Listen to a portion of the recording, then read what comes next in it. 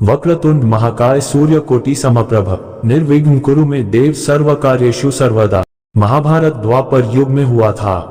पुराणों के अनुसार द्वापर युग के प्राचीन भारत में ययाति नाम के राजा राज करते थे, जिनकी राजधानी खांडवप्रस्थ थी। इसी स्थान पर आगे चलकर इंद्रप्रस्थ भी बसा था। ययाति की दो रानियां थीं। पहली असुरों के गुरु शुक्राचार्य की पुत्री देवयानी, दूसरी असुरों के राजा वृषभवा की पुत्री शर्मिष्ठा। देवयानी से दो पुत्र हुए, यदु और तुर्वसु। यदु के नाम से आगे चलकर यदु वंश चला, जिसमें श्री कृष्ण भी पैदा हुए। शर्मिष्ठा के तीन पुत्र हुए, जिनमें सबसे छोटा पुत्र पुरु बहुत पराक्रमी तथा पितृभक्त था। ययाति ने पुरु को ही अपना उत्तराधिकारी बनाया। पुरु के नाम से ही पुरु वंश की परंपरा चली। पुरु के वंश में ही आगे चलकर दुष्यंत हुए, जिन्होंने शकुंतला से विवाह किया तथा उनके पुत्र भरत के नाम पर ही हमारे देश का नाम भारत पड़ा। भरत के वंश में हस्तिन नाम के राजा हुए, जिन्होंने अपनी नई राजधानी हस्तिनापुर में बसाए। हस्तिन के राजवंश में कुरु नाम के राजा हुए, जिनके वंशज कौरव कहलाए। कुरु के नाम से ही कुरुक्षेत्र प्रसिद्ध हुआ। कौरव राजवंश में शांतनु नाम के प्रतापी राजा हुए। शांतनु ने भगवती गंगा से विवाह किया था। कहा जाता है कि एक बार अष्टवसु नाम के 8 देवताओं से तंग आकर वशिष्ठ मुनि ने उन्हें श्राप दिया कि उन्हें मनुष्य योनि में जन्म लेना होगा। परंतु 8 वसुओं की प्रार्थना पर मुनि ने कहा कि 7 वसुओं का तो जन्म लेते ही उद्धार हो जाएगा, पर सबसे उत्पाती वसु प्रभास को मृत्यु लोक में बहुत दिन तक रहना होगा। इन्हीं अष्टवसुओं को शाप से मुक्त कराने के लिए भगवती गंगा ने उनकी मां बनना स्वीकार किया। शांतनु से विवाह करने पर गंगा को 8 पुत्र हुए। 7 को तो गंगा ने पैदा होते ही अपनी धारा में बहा दिया। 8वें पुत्र को शांतनु ने नहीं बहाने दिया। तब गंगा इस पुत्र को अपने साथ स्वर्ग ले गई तथा इसका नाम देवव्रत रखा। देवव्रत ही आगे चलकर भीष्म के नाम से प्रसिद्ध हुए। एक दिन गंगा तट पर शांतनु ने देखा कि एक बालक ने अपने बाणों से गंगा के प्रवाह को रोक रखा है। तभी गंगा प्रकट हुई तथा शांतनु को बताया कि यह आपका पुत्र देवव्रत है। शांतनु ने इसी पुत्र को अपना उत्तराधिकारी घोषित किया। एक बार शांतनु ने यमुना नदी के किनारे एक सुंदर धीवर कन्या सत्यवती को देखा तथा उससे विवाह करने की इच्छा प्रकट की। सत्यवती का पिता विवाह के लिए तैयार हो गया, पर उसने एक शर्त रखी कि उसकी कन्या का पुत्र ही राज्य का उत्तराधिकारी होगा। शर्त को सुनकर राजा सोच में पड़ गए तथा दुखी रहने लगे। पिता के दुख को जानकर देवव्रत स्वयं धीवर के पास गए तथा कहा कि आपकी कन्या का पुत्र ही राज्य का उत्तराधिकारी होगा। धीवर ने कहा कि मुझे आपकी बात पर पूरा भरोसा है, पर आपका पुत्र यदि राज्य का दावा करेगा तो मेरी कन्या के पुत्र का क्या होगा। इस पर देवव्रत ने प्रतिज्ञा की कि मैं आजन्म ब्रह्मचारी रहूंगा तथा आपकी कन्या का पुत्र ही राज्य का उत्तराधिकारी होगा। देवव्रत की इस भीषण प्रतिज्ञा के कारण ही उन्हें भीष्म कहा जाता है। शांतनु का विवाह सत्यवती से हो गया तथा उन्हें 2 पुत्र हुए।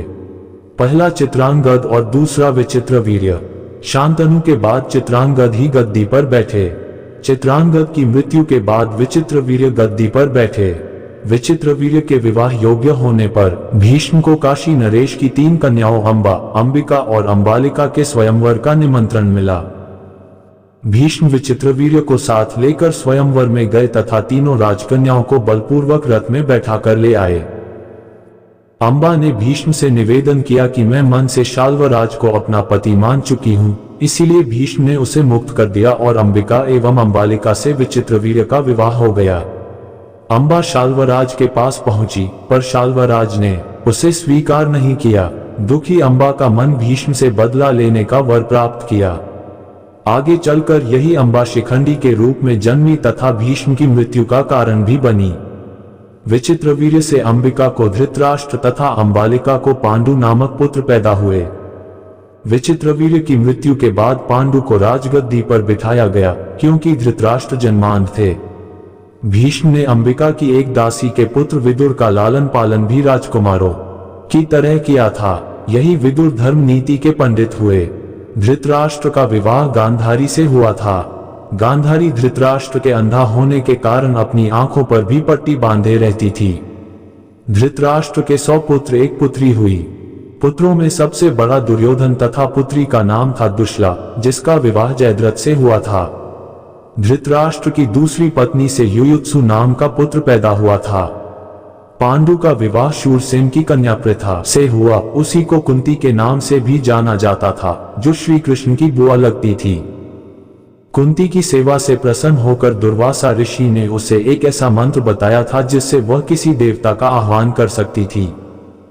कौमार्य में ही कुंती ने मंत्र की परीक्षा लेने के लिए सूर्य का आह्वान किया तथा सूर्य की कृपा से उसे एक पुत्र की प्राप्ति हुई।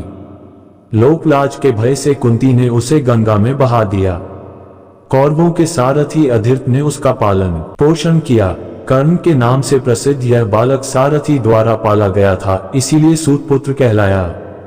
कुंती से पांडु के 3 पुत्र हुए, युधिष्ठिर, भीम, अर्जुन। उनकी दूसरी पत्नी माद्री से उन्हें नकुल तथा सहदेव प्राप्त हुए।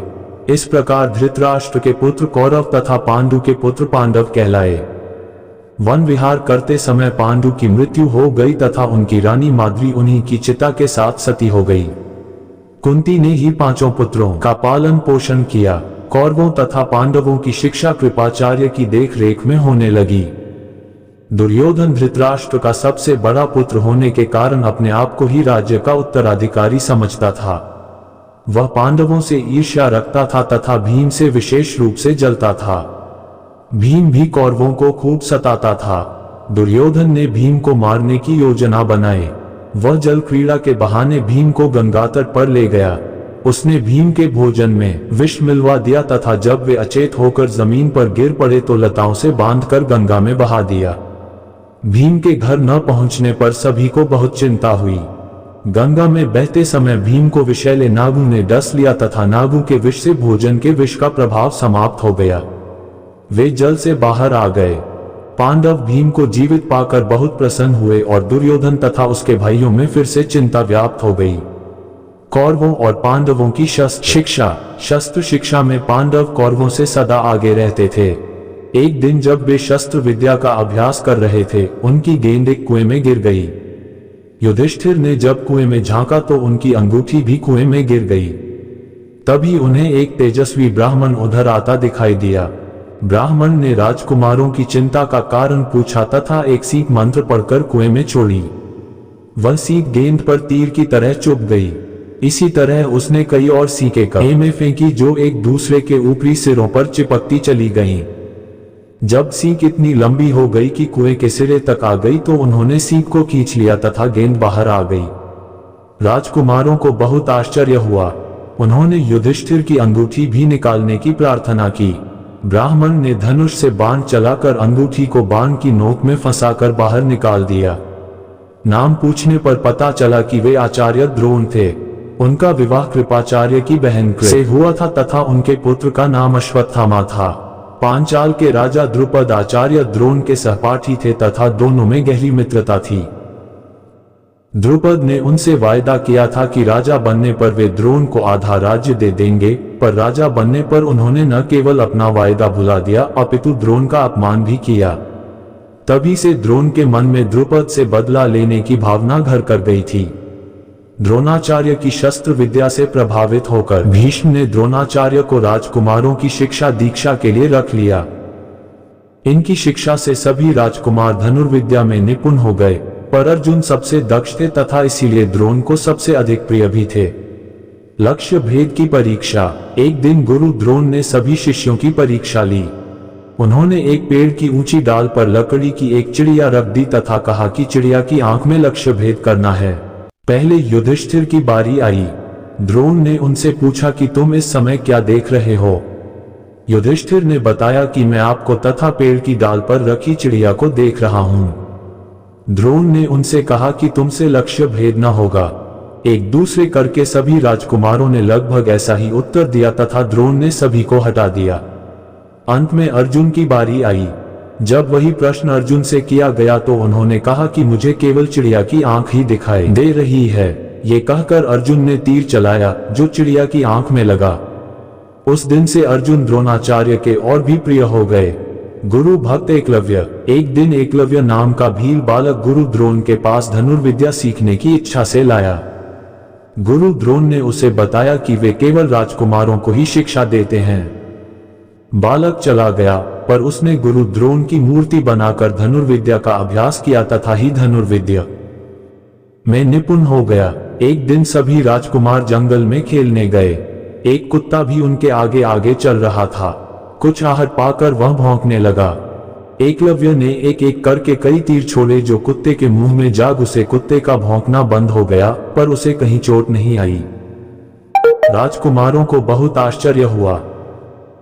जब उन्होंने एकलव्य से पूछा कि उसे धनुर्विद्या किसने सिखाई है, तो उसने द्रोण की मूर्ति की ओर इशारा किया तथा कहा, आचार्य द्रोण ने।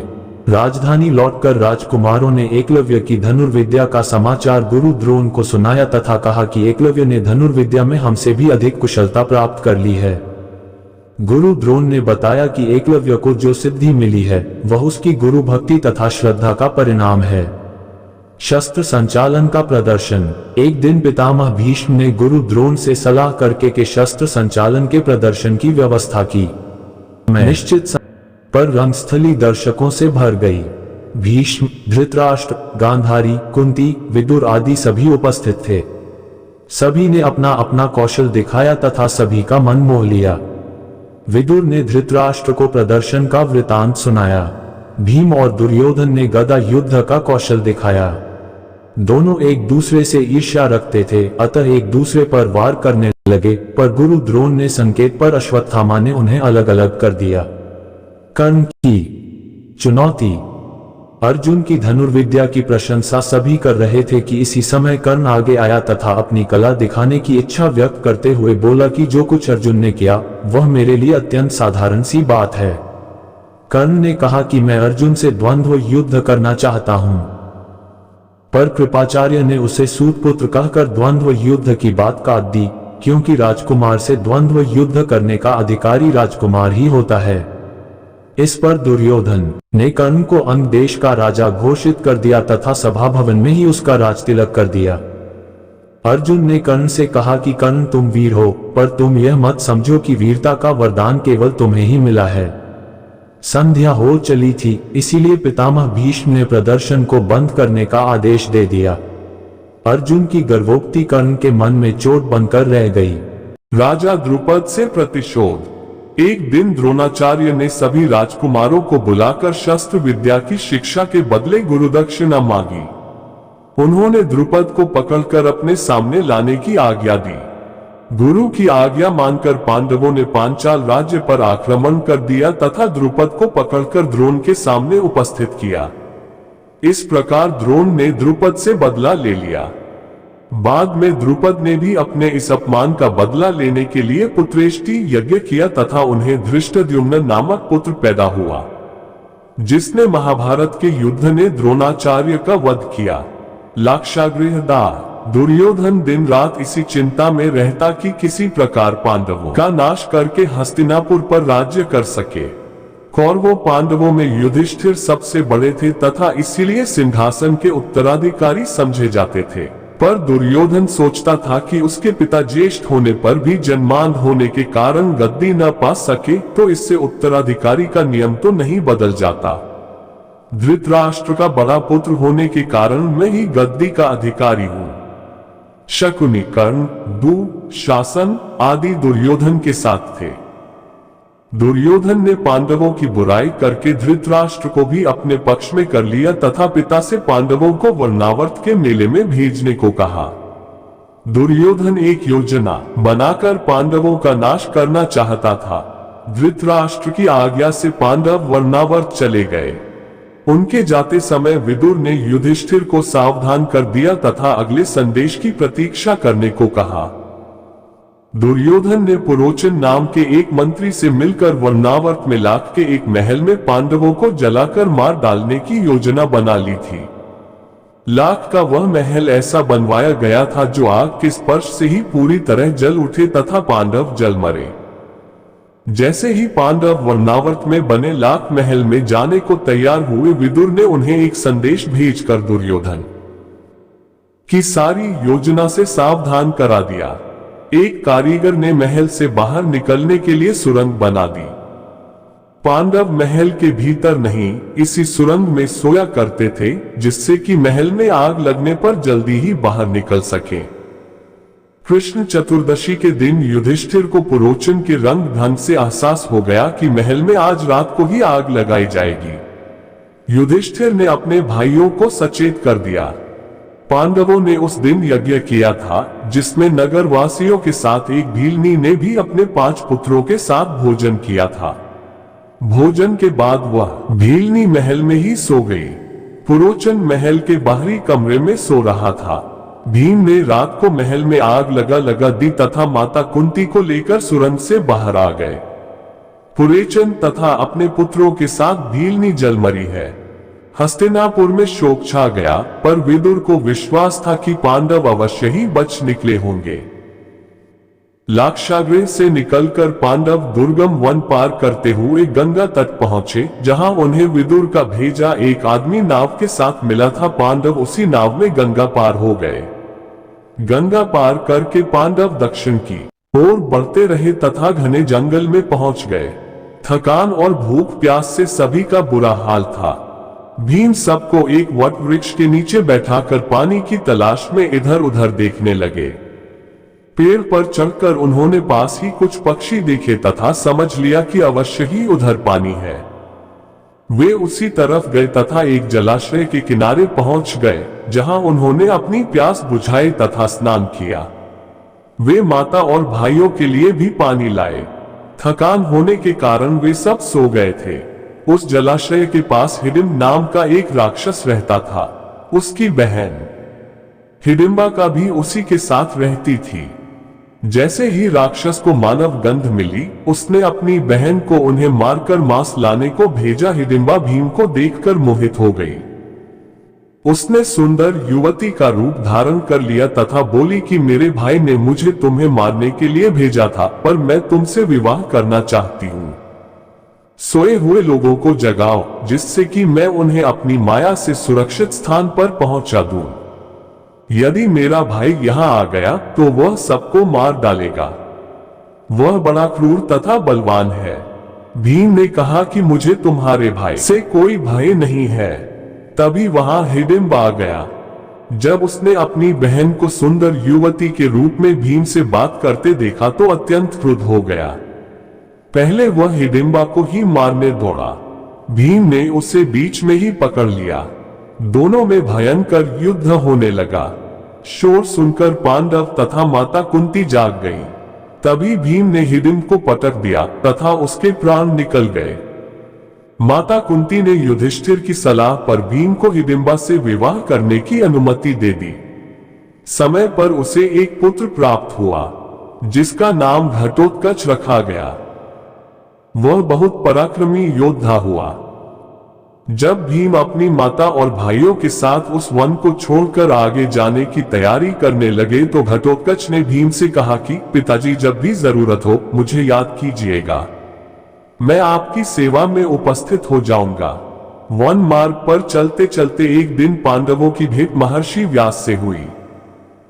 महर्षि व्यास ने पांडवों को ढांढ बंधाया तथा उन्हीं की सलाह पर पांडव ब्रह्मचारियों का वेश धारण कर एक चक्रा नामक नगरी में एक ब्राह्मण के घर रहने लगे।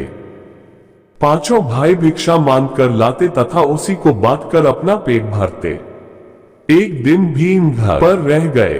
तभी कुंती ने अपने आश्रयदाता ब्राह्मण के घर रोने की आवाज सुनी।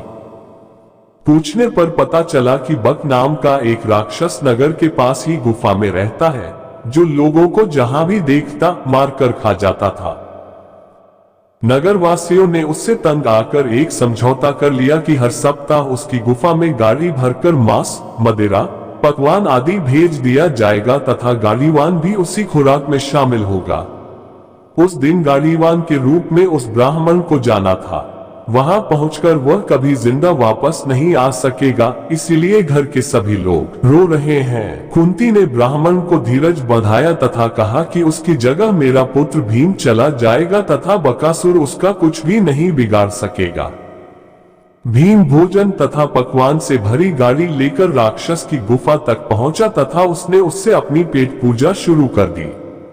बकासुर ने गुफा से देखा कि एक विशाल शरीर वाला मनुष्य उसके भोजन को खा रहा है। वह भीम से भिड़ गया। भीम ने उसे लात मुंह से मार मार कर जान से मार डाला तथा उसकी लाश को नगर द्वार तक ले आए। नगरवासियों की प्रसन्नता की सीमा न रही। द्रौपदी स्वयंवर। एक चक्रा नगरी में रहते हुए पांडवों ने पांचाल देश के राजा यज्ञसेन की पुत्री द्रौपदी के स्वयंवर का समाचार सुना। तभी वहां व्यास भी आ गए। उनकी सलाह माता कुंती को साथ लेकर पांडव स्वयंवर देखने चल पड़े। रास्ते में पांडवों को धौम्य ऋषि मिले। पांडवों ने उन्हें अपना पुरोहित बना लिया। पांचाल राज्य पहुंचकर माता की सलाह से राजधानी के निकट एक कुम्हार के घर में टिक गए। स्वयंवर के दिन राजधानी को सजाया गया था। देश देश के राजा उसमें भाग लेने आए थे। हस्तिनापुर से कर्ण, दुर्योधन, दुशासन भी आए थे। स्वयंवर भूमि के मध्य भाग में आकाश में एक मछली स्थिर थी। उसके नीचे एक चक्र बराबर घूम रहा था। नीचे पानी में मछली की परछाई को देखकर जो उसकी आंख बेच सके वही द्रौपदी से विवाह कर सकता था। एक एक करके अनेक राजाओं ने प्रयास किया पर कोई भी मछली की आंख को नहीं वेद सका। कर्ण निशाना साधने चला पर सूतपुत्र कहे जाने के कारण उसे बैठ जाना पड़ा। अंत में ब्राह्मण वेशधारी अर्जुन ने एक तीर से मछली की आंख वेद दी। उपस्थित राजाओं की शंका पर अर्जुन ने दूसरी बार निशाना लगाकर मछली को ही नीचे गिरा दिया। द्रौपदी ने अर्जुन के गले में वरमाला पहना दी। कुछ राजाओं ने ब्राह्मण वेशधारी से द्रौपदी को छीनने का प्रयास किया पर जब भीम एक विशाल पेड़ उखाड़ कर ले आए तो उनका साहस टूट गया। जब द्रौपदी तथा धृष्टद्युम्न को पता चला उसने अर्जुन का वरण किया तो उसकी प्रसन्नता की सीमा न रही। घर पहुंचकर अर्जुन ने बाहर से ही मां को बताया कि देखो कितनी अच्छी चीज लाया हूं, तो भीतर से ही माता कुंती ने उत्तर दिया कि जो लाए हो पांचों भाई बांट लो। माता कुंती ने जैसे ही बाहर आकर देखा तो असमंजस में पड़ गई, पर अर्जुन ने कहा कि मां तुम्हारा वचन मिथ्या नहीं होगा तथा द्रौपदी से पांचों भाइयों का विवाह होगा। जब द्रुपद ने सुना कि द्रौपदी का विवाह पांचों पांडवों से होगा तो बड़े चिंतित हुए। उसी समय महर्षि व्यास आ गए तथा उन्होंने द्रौपदी के पूर्व जन्म की कथा सुनाकर बताया कि उसे शंकर से 5 पतियों का वरदान मिला है। इस प्रकार द्रौपदी से पांचों पांडवों का विवाह हो गया। पांडवों की हस्तिनापुर वापसी और इंद्रप्रस्थ की स्थापना। पांडवों के लाक्षागृह से बच निकलने तथा द्रौपदी के विवाह का समाचार चारों ओर फैल गया। धृतराष्ट्र इस समाचार से प्रसन्न नहीं थे पर बाहरी प्रसन्नता प्रकट कर रहे थे। भीष्म और द्रोणाचार्य ने पांडवों को वापस बुलाने का मत प्रकट किया। यद्यपि दुर्योधन और कर्ण ने इसका विरोध किया पर विदुर की सलाह पर धृतराष्ट्र ने उन्हीं को पांडवों को लाने पांचाल भेजा। पांडवों की वापसी पर नगर निवासियों ने बड़े हर्ष से उनका स्वागत किया। धृतराष्ट्र ने उन्हें आधा राज्य देकर सलाह दी कि कलह से बचने के लिए हस्तिनापुर छोड़कर खांडवप्रस्थ को अपनी राजधानी बना ले। धृतराष्ट्र की आज्ञा मानकर युधिष्ठिर सपरिवार खांडवप्रस्थ आ गए तथा वहां उन्होंने नई राजधानी बसाई जिसका नाम इंद्रप्रस्थ रखा। 13 वर्ष तक सुखपूर्वक उन्होंने राज्य किया। अर्जुन का वनवास। एक दिन इंद्रप्रस्थ में नारद मुनि आए तथा द्रौपदी को सलाह दी कि वह पांचों पांडवों के साथ रहने का नियम बना ले कि वह हर एक के साथ एक मास रहेगी। जिससे भी यह नियम भंग हो उसे घर छोड़कर 12 वर्ष का वनवास करना होगा। पांडव इस नियम का पालन करने लगे। एक दिन अर्जुन राजभवन के द्वार पर बैठे थे, तभी एक ब्राह्मण रोता हुआ आया और उसने बताया कि चोर उसकी गाय चुरा ले गए हैं। अर्जुन उस समय निरस्त्र थे। उनके अस्त्र घर में थे जहां युधिष्ठिर द्रौपदी के साथ थे। अर्जुन धर्म संकट में पड़ गए। यदि हथियार लेने घर में जाते हैं तो 12 वर्ष का वनवास होगा और यदि गायों को नहीं छुड़ाते तो ब्राह्मण से शाप मिलेगा। अंत में वे सिर झुकाकर घर में गए तथा अस्त्र ले आए। उन्होंने ब्राह्मण की गाय छुड़ाकर ब्राह्मण को दे दी। अर्जुन ने युधिष्ठिर से 12 वर्ष के वनवास की आज्ञा मांगी। युधिष्ठिर ने बहुत समझाया, पर अर्जुन, माता कुंती तथा भाइयों से मिलकर 12 वर्ष के वनवास के लिए निकल पड़े। देश देश में घूमते हुए अर्जुन हरिद्वार पहुंचे। गंगा में स्नान करते समय नागराज कैरव्य की कन्या उल्लूपी अर्जुन पर मोहित हो गई। वह अर्जुन को पाताल लोक ले गई तथा उनसे विवाह किया। उल्लूपी ने अर्जुन को वरदान दिया कि आप जल में भी स्थल की तरह चल सकेंगे। नागलोक से ऊपर आकर अर्जुन अनेक तीर्थों का भ्रमण करते हुए मणिपुर पहुंचे, जहां की राजकन्या चित्रांगदा अत्यंत रूपवती थी। अर्जुन ने चित्रांगदा से विवाह किया। 3 वर्ष तक अर्जुन मणिपुर में चित्रांगदा के साथ रहे तथा उन्हें बब्रुवाहन नाम का एक पुत्र भी प्राप्त हुआ। मणिपुर से पंचतीर्थ होते हुए अर्जुन प्रभास तीर्थ पहुंचे। ये तीर्थ कृष्ण के राज्य में था। कृष्ण ने अर्जुन का स्वागत किया।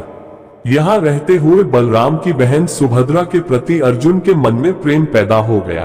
कृष्ण को जब इसका पता चला तो उन्होंने अर्जुन से कहा कि तुम सुभद्रा का हरण कर लो, क्योंकि यादवों से युद्ध में विजय प्राप्त करके ही तुम सुभद्रा से विवाह कर सकते हो। अर्जुन ने सुभद्रा का हरण कर लिया।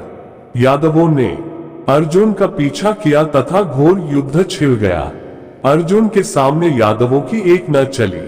श्री कृष्ण ने यादवों को समझा बुझाकर युद्ध बंद करा दिया। सुभद्रा को लेकर अर्जुन पुष्कर तीर्थ में बहुत दिनों तक रहे। वनवास के दिन पूरे होने के बाद वे सुभद्रा के साथ इंद्रप्रस्थ पहुंचे तो माता कुंती तथा सभी पांडवों की प्रसन्नता की सीमा न रही। अर्जुन को सुभद्रा से अभिमन्यु तथा द्रौपदी से पांडवों को 5 पुत्र प्राप्त हुए। खांडव दाह। एक दिन अर्जुन और श्री कृष्ण कुछ बातचीत कर रहे थे, तभी अग्निदेव ब्राह्मण के वेश में उनके सामने आए। अग्निदेव को अजीर्ण का रोग हो गया था, जिसकी केवल एक ही दवा थी कि खांडव वन के जीव उन्हें जलाने को मिले। इसी वन में इंद्र का मित्र तक्षक सर्प भी रहता था। अग्निदेव देव जब भी खांडव वन जलाने की कोशिश करते, इंद्र वर्षा करा देते। अग्निदेव ने अर्जुन से सहायता मांगी। अर्जुन ने कहा कि मैं सहायता करने को तैयार हूं, पर मेरे पास इंद्र का सामना करने के लिए उपयुक्त शस्त्र नहीं है। अग्निदेव ने अर्जुन को गांडीव नाम का विशाल धनुष, अक्षय तूणीर तथा नंदीघोष नाम का विशाल रथ दिया। अर्जुन के संकेत पर अग्निदेव ने खांडव वन को जलाना शुरू कर दिया। इंद्र ने आग बुझाने के लिए बादलों को उड़ा दिया। तब इंद्र स्वयं अर्जुन से युद्ध करने आए। दोनों में घमासान युद्ध हुआ। इंद्र अर्जुन की वीरता पर बहुत प्रसन्न हुए। अर्जुन ने इंद्र से कहा कि यदि आप मुझ पर प्रसन्न हैं तो मुझे दिव्यास्त्र दीजिए। इंद्र ने कहा कि दिव्यास्त्र प्राप्त करने के लिए तुम्हें शंकर की आराधना करनी पड़ेगी। खांडव वन में केवल कुछ ही प्राणी बचे थे, जिनमें एक मय दानव भी था जो कुशल शिल्पी था। अर्जुन ने उसे मित्र बना लिया। मय दानव ने कहा कि आपसे प्राण रक्षा के बदले में मैं आपकी कुछ सेवा करना चाहता हूं। अर्जुन ने मय दानव से युधिष्ठिर के लिए इंद्रप्रस्थ में अनुपम सभा भवन का निर्माण करने को कहा, जिसे मय दानव ने सिर झुकाकर स्वीकार कर लिया।